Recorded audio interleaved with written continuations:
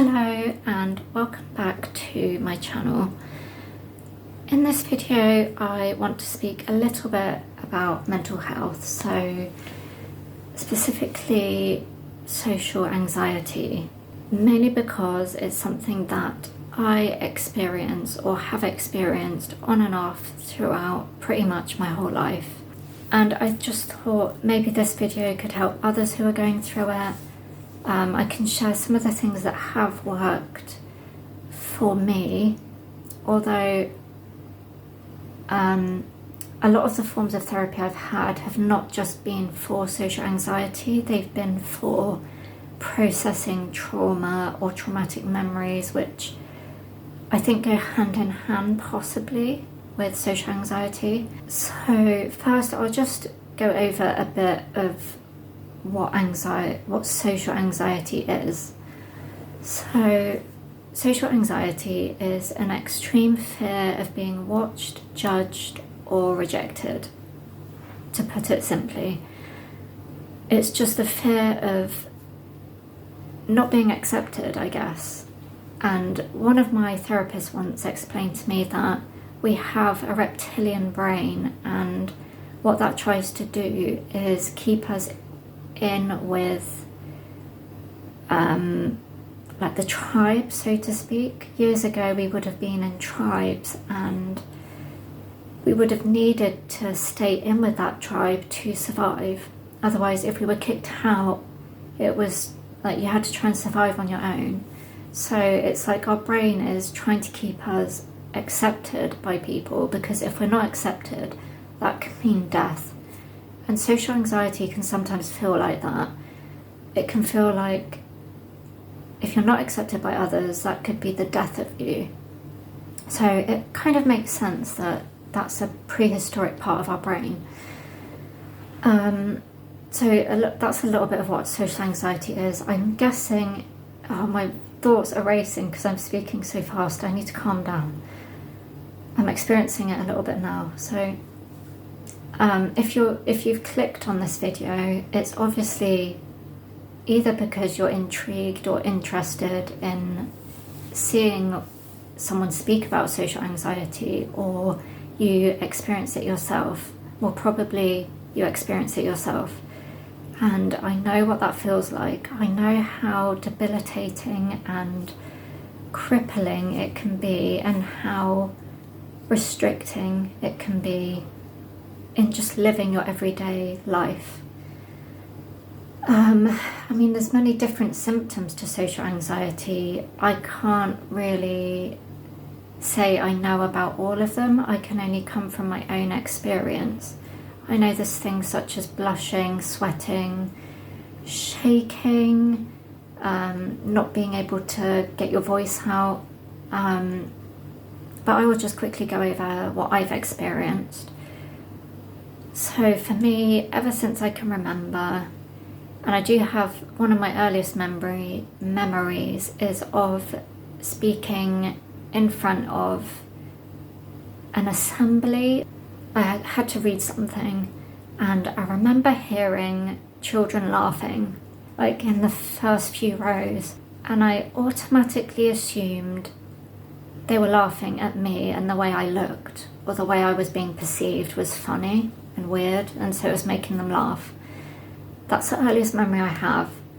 Since then, there have been many, many other times where I've been socially anxious and had those similar experiences where not necessarily anyone's been laughing, but someone might have just looked a certain way when I've looked at them, or I'm just constantly on the lookout for people rejecting me or thinking that I look awkward. So those are a few of the experiences I've had, mostly speaking in front of people. And I know this is a very common fear. The majority of people feel scared speaking in front of a group of people. But this is like really intense fear. If you've got social anxiety, you feel like you might die because of it. It's so overwhelming, the emotions and the thoughts and the feelings. Everything's like on overdrive, and you're like, oh my god, I can't do this. I feel like I'm going to die, I'm going to pass out. all these things.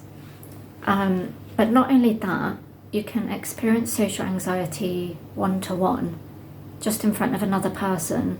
If you don't feel comfortable or fully accepted by that person, you can feel like they might reject you.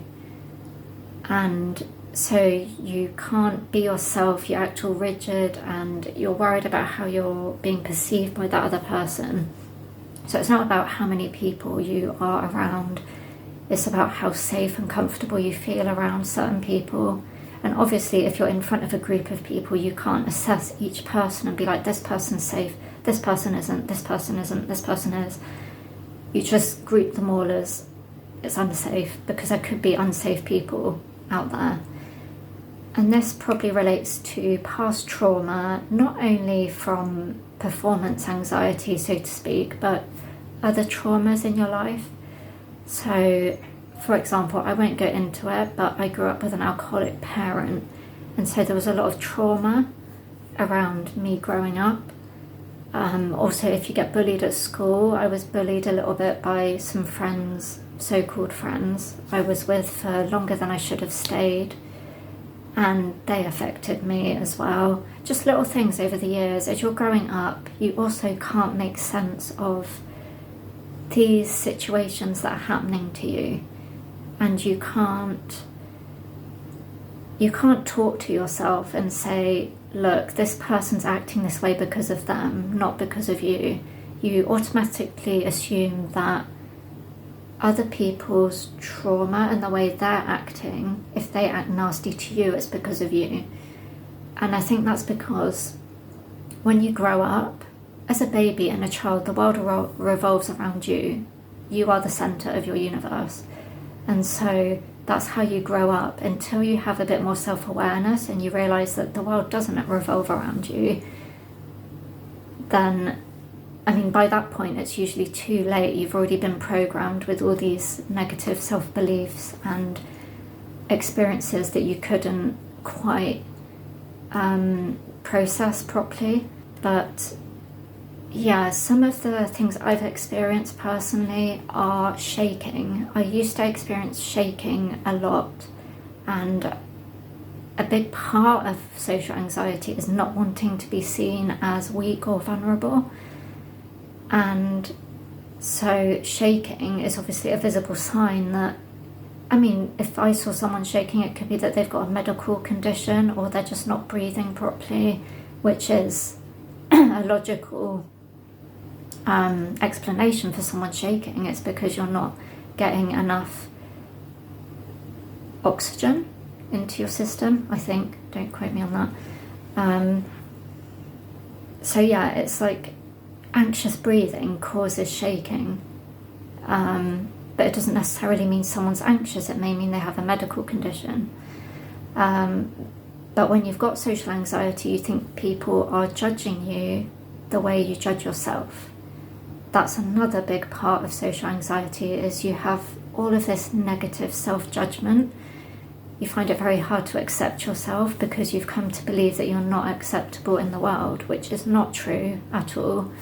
And even if you grow up thinking, like, you logically know this is not true.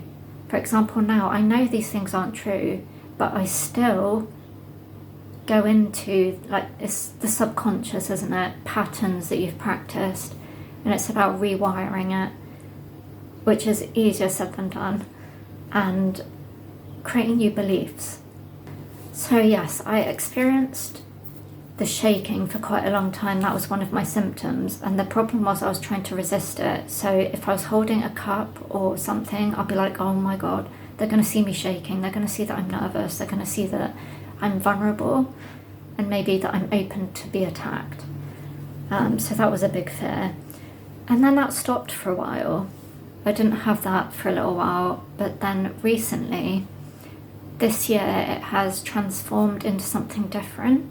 So this year I have been experiencing speech problems, which I've never had before, and it's very, very frustrating because you struggle to communicate anyway and express yourself, and then when you try to and you can't get your voice out, it's even more upsetting and frustrating. So the issue I have, right now I'm okay because I'm not in front of anyone, I'm just in front of a piece of technology, which doesn't intimidate me. But when I'm in front of certain people, if there's anyone I don't feel completely safe around, I tend to tense up and I tend to feel very, like, not breathless, but I guess I'm tensing my throat, and then recently I've been having trouble getting the words out, so it comes out very breathy. And I don't think I've been breathing properly, that could be part of it. I've been to the doctor, I've had any throat problems eliminated, and they did say it probably is due to anxiety. It sounds like it's anxiety related. So one of the main reasons I wanted to share this is to see if there are any other people out there who's experiencing this specific symptom, because when I've tried Googling it, it comes up with medical conditions. It doesn't come up with anxiety related symptoms, although some have, and some have said it's like you freeze and you just don't speak. But for me, it's not that, it's being very breathy. And the only way I can describe it is if you go back to my last video or the one before, both of them I had to do a voiceover and I couldn't get my words out properly. I was having to really force the sound out. Sometimes they sound very breathy. And I think that's because I was just focused solely on getting my voice out. So I've lost my train of thought a bit since the doorbell went. But I was speaking about my experience and what I've been experiencing with the inability to speak. So, there's many forms, there's many symptoms that you can get from social anxiety. I'll go on to speak about some of the things that have helped ease my social anxiety, and I've even found something that has helped a little bit with the speech problem that I've been getting. So one thing that has really helped is meditation, and I can't advocate this enough. Even when I haven't had anxiety, which is very rare, I've used it when I've had just general anxiety as well. I think they go hand in hand. It really helps because it gets you present in the moment, slows your thoughts down, and helps you to relax in every way, your mind, your body, and become more present in the moment. I think a lot of the anxiety is we're too much in our heads, where the thoughts are racing so much and we get very attached to the thoughts in our head. And to be able to detach and see that the thoughts are just thoughts, they're not who we are, they're not real, they're not physical, is very helpful. So I definitely recommend meditation. The type of meditation I have done that has worked best in the past is just silent meditation, where you just sit and you listen. So set a timer for however long you can sit for, or however long you want to sit for, and just set a timer and don't move until that timer stops. There may be moments where you just want to get up and do something to try and avoid the thoughts or the discomfort, but the whole point of it is to be with the discomfort and just let it be there. And the more you can, it makes you more resilient, is what I'm trying to say. The more you can hold that space for those thoughts and feelings, the more you can feel calm and relaxed in your day-to-day life and be a space for those thoughts and feelings when you're carrying on in your day-to-day life, if that makes sense. So definitely meditation, that would be the number one. If you only do one thing, I say meditation. That's something that really helps me. Another thing that has been really helped me is I've been using an app called Balance. I think it's called Balance. And it's not completely free, but there are sections of it that are free one of them being a anxiety, it's like you can choose 5 minutes or 10 minutes meditation. And well, yeah, I guess they are meditations, but they're guided, so you've got someone speaking to you through the app. And there's another one that's a body scan. I think the relax one and the anxiety one are the best. I think there's another one called breathe or something, and it's controlling your breath, but I tend to not like that because I get a bit panicky if my breath is being forced too much. It just doesn't feel right. But there are a few free meditations on there, and then I think you can get a free year. I think you have to put your bank details in and then cancel before the year's up to get the free trial. So I will leave the link to that below. That's very helpful. And I have to recommend the man's voice. His voice is very soothing and calming. So I've been doing that recently. That's been very helpful. Another thing, of course, therapy. Therapy is great for being able to express what you're thinking and feeling. And know that you're not weird for having social anxiety. You'll realise that these thoughts and feelings are very normal, and you're not the only person that experiences them.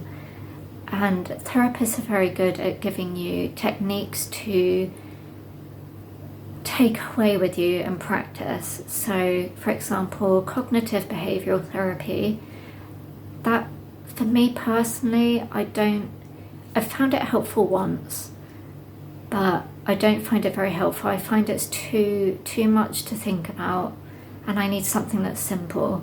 But for some people it works really well, so that's another option. Different therapists will use different forms of different tools and techniques. I went to a therapist once who did something called, I want to get this right, EMDR. I think it's EMDR. So just quickly, I'll explain what the therapist did. She got me to think about a memory, a traumatic memory, and then she was doing that, and I had to follow her finger, like left to right. And it's really weird because it's scientifically proven that it does something in the brain. It tends to make you feel differently or release the trauma around that memory. And this is something that really did work for me. So with that traumatic memory that she got me to think about, afterwards, and even when I think about it now, it doesn't bother me too much. I mean, it's not nice, but it doesn't make me cry like it did when I used to think about it before. So yes, if you can find a therapist that does EMDR, I think it's EMDR. Again, I'll put the name of it in the description below. That's very useful specifically for trauma. And I think, like I said before, social anxiety, it possibly goes hand in hand with trauma. I know it does for me. So that's another good form of therapy. I know therapy isn't very affordable. It can be quite expensive, but there is a website that I've used before called BetterHelp, and they have counsellors all around the world, therapists all around the world. So I think a lot of them are in America, because I've been on there twice and had therapy, and I think both were in America. I don't know whether you can request therapists in your local country, but either way you can figure out a day and time that suits you. It's flexible. If you're not earning a regular income, or you feel like you will struggle to afford therapy, they do give you a discount. I will try and again put in the description a bit more about it, so you know what to do if you need to access that. But yeah, I think the main 3 things are meditation, relaxation techniques, body scan in particular is very good, and therapy. Let me know if any of these suggestions has helped you, or if you decide to try any of them and they work for you.